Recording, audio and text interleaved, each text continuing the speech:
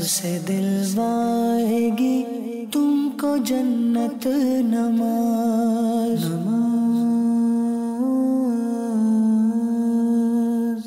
अल्हम्दुलिल्लाहि रब्बिल आलमीन वस्सलातु वस्सलामु अला सय्यिदिल मुरसलीन। अम्मा बाद फ़अऊज़ु बिल्लाहि मिनश शैतानिर रजीम। बिस्मिल्लाहिर रहमानिर रहीम। अस्सलातु वस्सलामु अलैका या रसूल अल्लाह। अस्सलातु वस्सलामु अलैका या रसूल अल्लाह। व अला आलिका व अस्हाबिका या हबीब अल्लाह। व अला आलिका व अस्हाबिका या हबीब अल्लाह। अस्सलातु वस्सलामु अलैका या नबी अल्लाह। अस्सलातु वस्सलामु अलैका या नबी व अल्लाह। अला आलिका व अस्हाबिका या नूर अल्लाह। व अला आलिका व अस्हाबिका या नूर अल्लाह। प्यारे प्यारे बच्चों और किड्स मदनी चैनल के नाज़रीन, एक बार फिर हम आपको अपने प्रोग्राम आए नमाज सीखे में खुशामदीद कहते हैं। हम इस प्रोग्राम में बहुत ही प्यारी प्यारी मालूमात सीखते हैं और बहुत ही प्यारे प्यारे मौज़ूआत पर बात करते हैं। आज भी बहुत ही प्यारी प्यारी मालूमात के साथ हाजिर हैं। इससे पहले कि हम अपने टॉपिक पर बात करें, दुरूद शरीफ की फजीलत सुनते हैं। अल्लाह के आखिरी नबी सल्लल्लाहु ताला अलैहि व आलिहि वसल्लम ने इरशाद फरमाया कि जिसने मुझ पर एक मरतबा दुरूद पाक पढ़ा, अल्लाह पाक उस पर 10 रहमत नाज़िल फरमाता है। सुभान अल्लाह। सल्लु अलल हबीब सल्लल्लाहु तआला अला मुहम्मद सल्लल्लाहु अलैहि वसल्लम। जी गुफरान भाई, क्या टॉपिक है, क्या बात करेंगे, क्या सिखाने के लिए आज जा रहे हैं? जी प्यारे बच्चों, हम नमाज के 4 फ़राइज़ सीख चुके हैं और पिछले एपिसोड में हमने 5वां फ़र्ज़ जो सुजूद है, हमने सुजूद के बारे में तफसीली गुफ्तगू की थी। इंशाल्लाह फिर हम प्रैक्टिकल करेंगे सुजूद का और आगे भी इंशाल्लाह सीखने की कोशिश करेंगे। माशाल्लाह, तशरीफ़ रखें। तो आज जो है वो इंशाल्लाह, जैसा कि गुफरान रज़ा ने आपको बताया है कि इंशाल्लाह सजदे का प्रैक्टिकल आपको करके दिखा रहा है और ये वाकई में बड़ी अहम तरीन गुफ्तगू होगी, बड़ी अहम तरीन बातें होंगी। आपने तवज्जो के साथ देखना है और जो कुछ भी आपको तरीके सिखाया जा रहा है ना सजदा करने का, तो आपने गौर से देखकर उसी को प्रैक्टिकल करना है, उसी पर अमल करना है, ताकि हमारी गलतियाँ, हो सकता है कि आपकी कुछ मिस्टेक्स भी आपके सामने आएंगी, कुछ गलतियाँ भी आपके सामने आएंगी, बट आपने उन गलतियों को दूर करना है इस तरीके को देखकर। तो इंशाल्लाह हम कोशिश करेंगे कि आपको बेहतर तरीका सिखाएं, दुरुस्त तरीके से अपने सजदे को सीखने में हम कामयाब हो सकें। तो बुलाते हैं किसी बच्चे को, और कौन आएगा भाई? सजदे का प्रैक्टिकल किससे करवाया जाए? अच्छा काशिफ, देखें अब आपने प्रैक्टिकल करके बच्चों को हमारे बताना है, ठीक है? सजदा बहुत अहम तरीन इबादत है और ये है कि आपको देखकर बहुत सारे बच्चे अपना सजदा दुरुस्त करेंगे। तो पहले क़याम होता है, फिर किरात, फिर रुकू के बाद खड़े होते हैं, उसको कहते हैं कौमा। क्या कहते हैं? कौमा। क्या कहते हैं? कौमा। हाँ, अभी आप कौमे में खड़े हुए। किस में खड़े हुए? कौमे में। जी हाँ। इसके बाद करते हैं सजदा। जी। क्या करते हैं? सजदा। जी, सजदा करते हैं, ठीक है? इसके बाद करते हैं सजदा, ठीक है ना? और सजदे में आपने जाते हुए कुछ एहतियातें हैं जो हम आपको बताते जाएंगे जी। उसके मुताबिक आप फिर सजदा करोगे, ठीक है? अब आप जब सजदे में जाएंगे ना, तो सबसे पहले आपने घुटने रखने, इसके बाद अपने हाथ रखने, इसके बाद नाक रखनी और इसके बाद पेशानी। ये तरतीब प्यारे बच्चों आपको जहन में रखनी है। पहले सजदे में जाते हुए क्या रखेंगे? क्या रखेंगे? घुटने रखेंगे, शाबाश। इसके बाद क्या रखेंगे? हाथ रखेंगे। इसके बाद क्या रखेंगे? नाक रखेंगे। और उसके बाद क्या रखेंगे? शाबाश, पेशानी। अच्छा, सजदे से उठते हुए पहले पेशानी को उठाएंगे, फिर नाक को उठाएंगे, फिर हाथों को और इसके बाद घुटनों को उठाएंगे, शाबाश।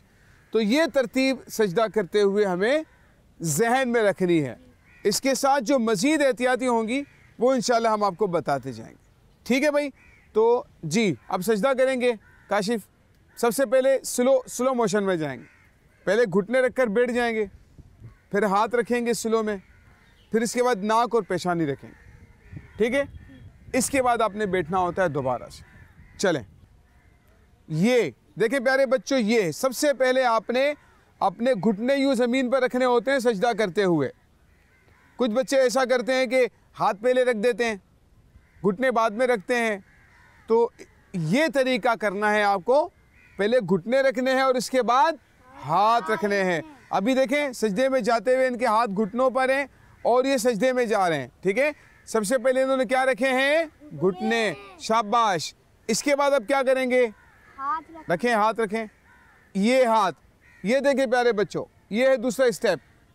सबसे पहले घुटने रह गए और इसके बाद इनके हाथ अब ज़मीन पर लगे हुए हैं। अब नाक लगेगी, फिर पेशानी लगेगी, जी ये चीज़। अब आप देख रहे हैं कि सबसे पहले इन्होंने घुटने ज़मीन पर लगाए, उसके बाद हाथ ज़मीन पर लगाए, फिर नाक ज़मीन पर लगी और इसके बाद पेशान। अब यहाँ पर सजदे में क्या तस्बीह पढ़ेंगे? सुब्हान रब्बियल आला। जी हाँ, क्या पढ़ना है? सुब्हान रब्बियल आला। कितनी दफ़ा पढ़ेंगे? 3 दफा। शाबाश, 3 दफ़ा पढ़ेंगे। अब ये तस्बीह पढ़ रहे हैं, हो सकता है 3 से ज़्यादा बार पढ़ ली उन्होंने, काफ़ी देर हो गई इनको। अब ये 3 बार तस्बीह पढ़नी है, सुब्हान रब्बियल आला, सुब्हान रब्बियल आला, सुब्हान रब्बियल आला। 3 बार तस्बीह कहनी है। अब आप ज़रा गौर करें कि इनके दोनों हाथों के दरमियान में इनका चेहरा है, आपने इसी तरह करना होता है, दोनों हाथों के दरमियान में चेहरा होगा, ठीक है। और आप देख रहे हैं कि इनके हाथ इनकी करवटों से जुदा हैं। इसका ध्यान रखना ज़रूरी है कि ये जो बाजू हैं ये करवट से जुदा रहेंगे, मिले हुए नहीं होंगे इससे, ठीक है। और इनकी रानें इनके पेट से जुदा है, ये भी आप देख रहे हैं कि रानें पेट से मिली हुई नहीं है, ये भी बहुत अच्छा तरीका है। और दोनों हाथों के दरमियान में इन्होंने चेहरा रखा हुआ है, ठीक है। ये एक परफेक्ट तरीका है सजदा करने का, यानी बज़ाहिर इसमें कोई मिस्टेक, कोई गलती नहीं, तो आपने इस तरह से सजदा करना होता है। अच्छा, अब हम आपको इनके पाँव की भी कैफियत देंगे कि इनकी पाँव की कैफियत क्या है, ठीक है ना। यानी कि इनके पाँव का जो बैक साइड शॉट है वो भी हम आपको दिखाएंगे कि पीछे से पाँव की उंगलियां, जो आपको पिछले एपिसोड में गुफरान ने बताया था कि पाँव की जो उंगलियां हैं उनका पेट ज़मीन पर लगेगा, वो कैसे होगा वो भी इंशाल्लाह हम आपको बताएंगे। लेकिन आपने यूँ सजदा करना होता है, ठीक है प्यारे बच्चों। अच्छा, सजदे में तस्बीह क्या पढ़ते हैं? सुब्हान रब्बियल आला। कौन सी तस्बीह पढ़ते हैं? सुब्हान रब्बियल आला। जी हाँ, सजदे में पढ़ते हैं सुब्हान रब्बियल आला। कितनी बार पढ़ते हैं? 3 मरतबा पढ़ते हैं, शाबाश।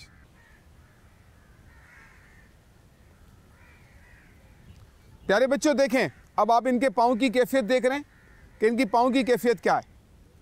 इनके पाँव की 10 उंगलियां मुड़कर किबला रुख हैं। ये कितनी अहम तरीन चीज़ है कि हमारे बच्चे बड़े इसमें मिस्टेक कर रहे होते हैं। कोई एक उंगली लगा देता है, कोई अंगूठा लगा देता है, कोई दोनों पाँव उठा देता है, कोई एक पाँव के ऊपर दूसरा पाँव रख देता है।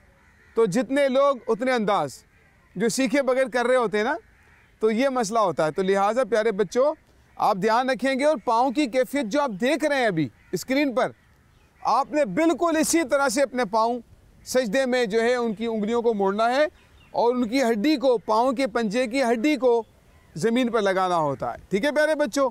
ये है पाँव के पीछे की कैफियत, और आगे की जो सूरत हाल थी वो भी हमने आपको बताई है।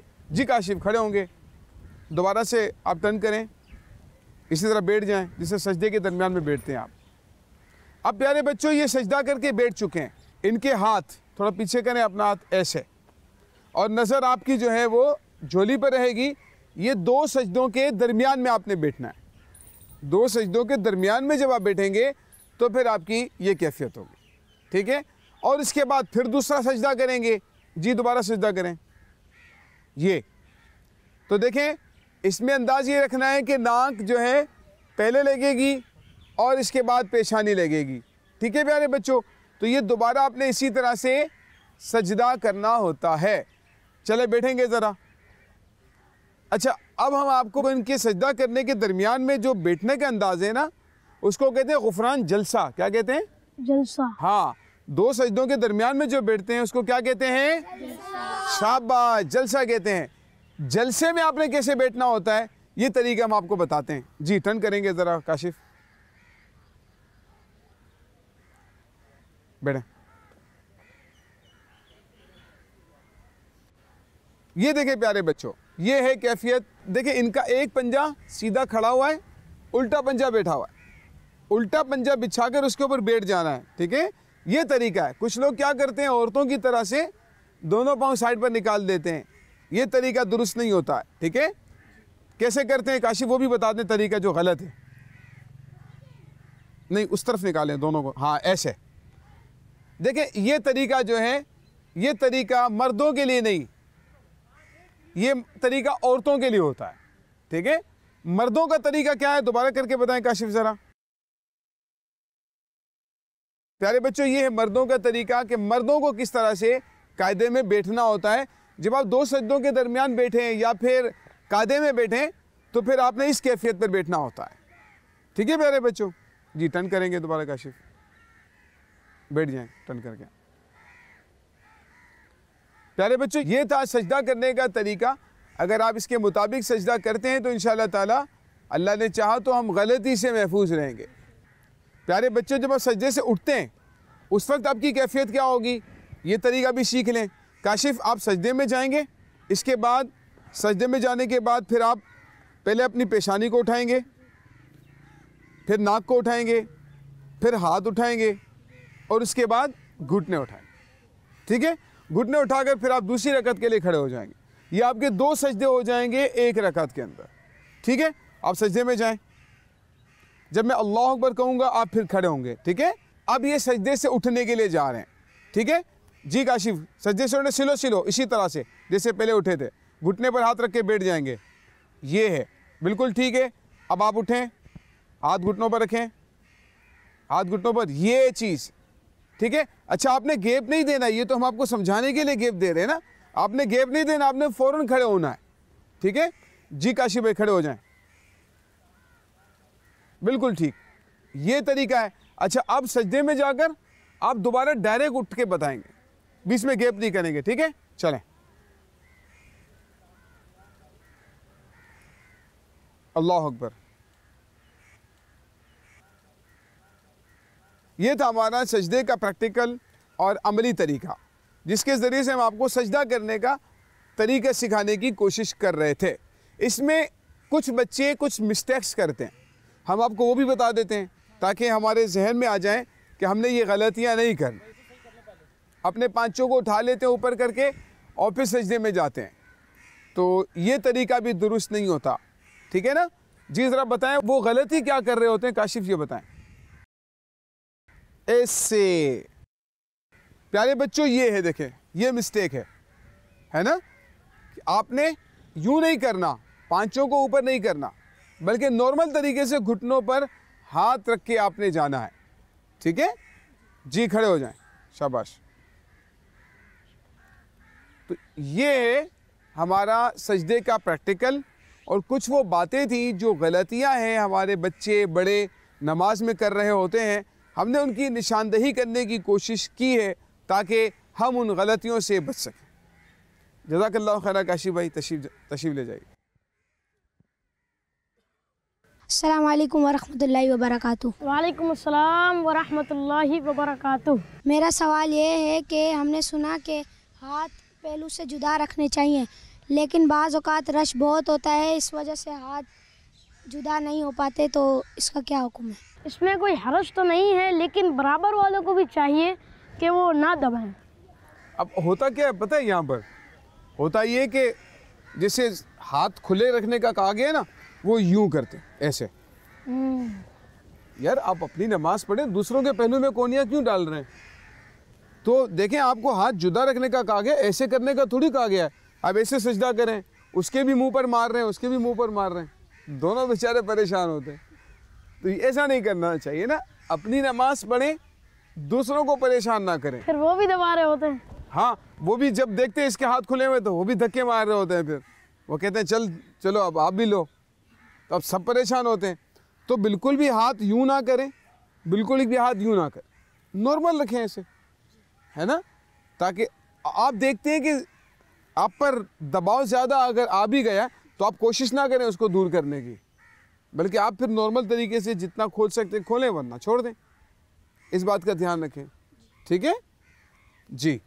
अस्सलामु अलैकुम वरहमतुल्लाहि वबरकातुहू। वालेकुम अस्सलाम वरहमतुल्लाहि वबरकातुहू। मेरा नाम मोहम्मद काशिफ है। जी काशिफ भाई, मेरा आपसे ये सवाल है कि यूसुफ सर ने बताया कि सजदे में जाते वक्त पहले घुटने फिर हाथ रखने चाहिए। अगर किसने पहले हाथ और फिर घुटने रख दिया तो ऐसा करना कैसा है? नमाज तो हो जाएगी, लेकिन ये बात खिलाफ सुन्नत है, यानी सुन्नत आपकी तर्क हो जाएगी। ठीक है, तो सुन्नत के मुताबिक अदा करें, यानी पहले घुटने रखें फिर हाथ रखें। जो सुन्नत तरीका है ना उसके मुताबिक ही करना चाहिए। लेकिन अगर कोई उलट भी कर देता है तो उसकी नमाज हो जाएगी। अगर किसी के घुटने में तकलीफ हो तो वो पहले हाथ और फिर घुटने रख सकते हैं। हाँ, जाहिर है कि तकलीफ है ना, फिर तो शरीयत ने इजाज़त दी है। जहाँ तकलीफ हो, जहाँ उज़्र हो, जहाँ कोई और मसला हो, बीमारी हो, तो फिर वहाँ शरीयत इजाज़त देती है ना। उलमा से पूछ लेना चाहिए, मालूमात कर लेनी चाहिए। तो अगर आपको घुटने में तकलीफ है, डायरेक्ट आप ज़मीन पर घुटने नहीं रख सकते हो, पहले हाथ रखते हो फिर घुटने रखते हो, ठीक है ना, तो उसमें कोई हर्ज नहीं है। बिला वजह आदत नहीं बनानी चाहिए, लेकिन अगर आप पहले हाथ रख देते हैं फिर घुटने किसी वजह से करते हैं तो मसला नहीं है इसमें, ठीक है, कर सकते हैं। अस्सलामु अलैकुम वरहमतुल्लाहि वबरकातुहू। वालेकुम अस्सलाम वरहमतुल्लाहि वबरकातुहू। मेरा आपसे ये सवाल है कि बात औकात आदमी एक दूसरे को धक्का देने के चक्कर में पाँव किसी आदमी के ऐसे रह जाते हैं, कोई आदमी ऐसे खुले खुले पाँव रख के नमाज़ पढ़ रहे होते हैं, तो ये नमाज ऐसे पढ़ सकते हैं क्या? उनको ऐसा नहीं करना चाहिए जो ऐसे करते हैं। जैसा कि आपने बताया ना, पाँव खोलते हैं तो इससे कंधे से कंधे भी नहीं मिलेंगे। जमात में आप अगर मुक्तदी हैं तो आपके कंधे से कंधा मिलना ज़रूरी है ना, तो अगर आप पाँव फैला देंगे तो आपके कंधे भी नहीं मिलेंगे। इसीलिए दोनों पाँव के बीच में 4 से 5 उंगलियों का फासला होना और ज़्यादा से ज़्यादा एक बालिश, इससे ज़्यादा आपके दोनों पाँव के बीच में इतना ज़्यादा फासला ना हो। हाँ, ये ध्यान रखें, ठीक है ना, ताकि दूसरे भी परेशान ना हो और आप भी परेशान ना हो, ठीक है। ज़्यादा खुले डुल्ले होकर दूसरों को धक्का देकर ऐसा ना करें, ठीक है। अब देखें ना, जैसे दो उंगलियों के दो पाँव के दरमियान में फासला कितना होना चाहिए ये भी बता दिया। कम से कम कितना हो, ज़्यादा से ज़्यादा कितना हो, कम से कम कितना होना चाहिए? 4 उंगलियों का। कितना होना चाहिए? 4 उंगलियों का। और ज़्यादा से ज़्यादा एक बालिश जितना होना चाहिए, ठीक है ना। ज़्यादा से ज़्यादा ये फासला रखें, बिल्कुल पाँव मिला भी ना लें और बिल्कुल पाँव खोल भी ना दें, ठीक है ना, बल्कि दरमियाना फासला रखें ताकि दूसरों को भी इसकी वजह से तकलीफ़ ना हो। अस्सलामु अलैकुम वरहमतुल्लाहि वबरकातुहू। वालेकुम अस्सलाम वरहमतुल्लाहि वबरकातुहू। मेरा सवाल ये है कि कुछ बच्चे सजदे में मुंह आगे और हाथ पीछे कर लेते हैं, इसका क्या हुक्म है? भाई ये था ना, देखें, यानी दोनों हाथों के दरमियान में अपना चेहरा रखें जी। अब कुछ लोग क्या करते हैं, हाथ आगे कर लेते हैं, मुंह पीछे कर लेते हैं। कुछ लोग हाथ पीछे कर लेते हैं, मुंह आगे कर लेते हैं, है ना। तो अब वो हाशिर भाई ये पूछना चाह रहे हैं कि ऐसा करना कैसा है? इससे सजदे पर तो कोई फ़र्क नहीं पड़ेगा, लेकिन जो तरीक़ा बताया गया है उसी पर अमल करें। यानी जो तरीक़ा बताया गया है उसी ऐसे ही आप सजदा करें, जैसे कि हमारे काशिफ भाई ने अभी प्रैक्टिकल किया, उसी तरीके से आपको सजदा करना है। ठीक है बेटा, इस बात का ध्यान रखें, दोनों हाथों के दरमियान में सजदा करें, हाथ ज़्यादा आगे ना ले जाएं, पीछे ना ले जाएं। यानी जो तरीका हमने सीखा नहीं है ना वो इख्तियार ना करें, देख देख के ना करें, सीख लें, समझ लें, पूछ लें, ठीक है ना। उससे इंशाअल्लाह ताला हम गलतियों से बच सकेंगे।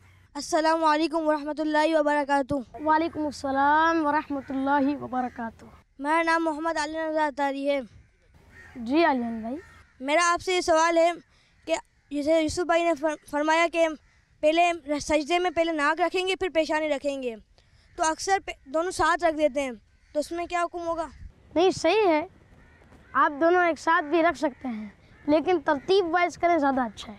अस्सलामु अलैकुम रहमतुल्लाहि व बरकातुहू। वालेकुम अस्सलाम वरहमतुल्लाहि वबरकातुहू। मेरा सवाल ये है कि बाज़ दफ़ा लोग 3 दफ़ा से ज़्यादा तस्बीह पढ़ लेते हैं, तो इसके बारे में क्या हुक्म है? वैसे सजदे में 3 मरतबा तस्बीह पढ़नी चाहिए। किसी ने 3 से ज़्यादा बार पढ़ ली, 5 से 6 बार पढ़ ली, तो सजदे पर कोई फ़र्क नहीं पड़ेगा, या कम भी पढ़ ली तो इसमें सजदे में कोई फ़र्क नहीं पड़ेगा। हाँ, अगर आप ज़्यादा पढ़ना चाहते हैं तो आप इस तरह 5, 7, 9, 11, 13 आप इसी तरह तादाद में पढ़ें। ठीक है, यानी अगर आप ज़्यादा पढ़ना चाह रहे हैं तो इस तरह से पढ़ें, ठीक है।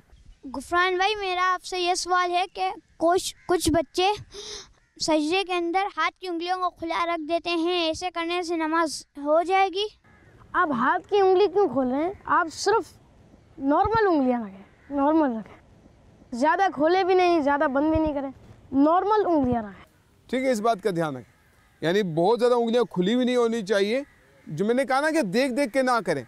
हर कोई बच्चा अपने हिसाब से अपने अंदाज पर कर रहा होता है, तो अपने अपने अंदाज पर ना करें, ठीक है ना, बल्कि नॉर्मल तरीके से रखेंगे अपनी उंगलियों को और नॉर्मल अंदाज पर रखें। एक दरमियानी फासला रखें, बिल्कुल मिलाकर ना रखें, ऐसे भी ना करें, ऐसे भी ना करें, ये तरीके गलत हैं। इन तरीक़ों से बचना ज़रूरी है, ठीक है। तो ये जो तरीका बताया गया है ना, उस तरीके के मुताबिक अमल करेंगे। मेरा सवाल ये है कि कुछ बच्चों की टोपी ज़मीन पे गिर जाती है तो उसका क्या हुक्म है? अगर टोपी गिर गई है तो आप उठा लेते हैं, तो इसमें अमले कसीर होने का खौफ है और ऐसे करने से खतरा है कि आपकी नमाज भी टूट सकती है। तो इसीलिए आप टोपी को रहने दें, ना उठाएं, भले आप नमाज के बाद। बच्चे पता है क्या करते हैं, वो ऐसे रुकू में जाएंगे ना तो जोर से सर हिलाते हैं ताकि वो गिर जाए टोपी, फिर सजदे में जाकर उठा के पहन लेते हैं। अच्छा, हाथ उठा, उनकी हरकतें भी अजीब सी होती हैं। कुछ तो हाथ से पहनते हैं, कुछ सर को जो ना वो लेके जाते हैं टोपी तक और फिर सर से डायरेक्ट पहनने की कोशिश करते हैं। तो ये अजीब व गरीब किस्म की हरकतें करते हैं और इसीलिए ऐसी हरकतों से बचना चाहिए, ठीक है ना। कुछ बच्चे तो एक दूसरे की टोपियां उठाकर भी फेंक रहे होते हैं। ये तो नहीं करना चाहिए बच्चों को, क्योंकि ये बहुत बुरी हरकत है, ऐसा बिल्कुल भी नहीं करना चाहिए। ये यानी टोपियां उठाकर फेंकना और खेल कूद करना, मजाक बनाना, नमाज में धक्के देना, एक दूसरे को धक्के देना, तो ये बच्चे ज़्यादा करते हैं। ये बच्चे ज़्यादा करते हैं। हाँ, तो बच्चों को इस तरह नहीं करना चाहिए। वो खेलने के लिए तो नहीं आया ना, नमाज पढ़ने के लिए आया ना, इबादत करने के लिए आया। तो इसीलिए हमें उससे बचना चाहिए, ऐसी हरकतों से जिसकी वजह से हमारी नमाज टूटने वाली है। सवाल ये है कि नमाज के दौरान बच्चे अक्सर बातें करते हैं, उसका क्या हुक्म है? इससे तो नमाज टूट जाती है, ये तो बहुत ही बुरा अमल है। प्यारे प्यारे बच्चों और किड्स मदनी चैनल के नाज़रीन, ये था हमारा प्रोग्राम आए नमाज सीखें, जिसमें हमारी सिर्फ सजदे पर ही गुफ्तगू हुई है और बहुत तफसील से हमने आज प्रैक्टिकल भी सीखा। हम कोशिश करते हैं कि आपको तफसील से हर एक चीज़ कर कर आपको समझाएं, इसीलिए कि आपको सही से समझ में आ जाए और आप गलतियां ना करें। और हमारा कायदा अखीरा और खुरूजुम बिस्मिल्लाह रह गया है। अब इंशाल्लाह हमें टाइम मिला तो हम अगले एपिसोड में इंशाल्लाह इसको मुकम्मल करेंगे इंशाल्लाह। अल्लाह पाक से दुआ है हमें इन बातों पर अमल करने की तौफीक अता फरमाए। आमीन बिजाहिन नबील अमीन सल्लल्लाहु ताला अलैहि व आलिहि वसल्लम।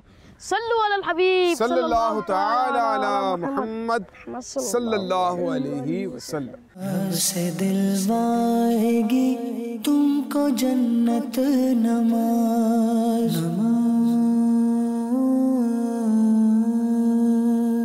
बच्चों का मदनी चैनल।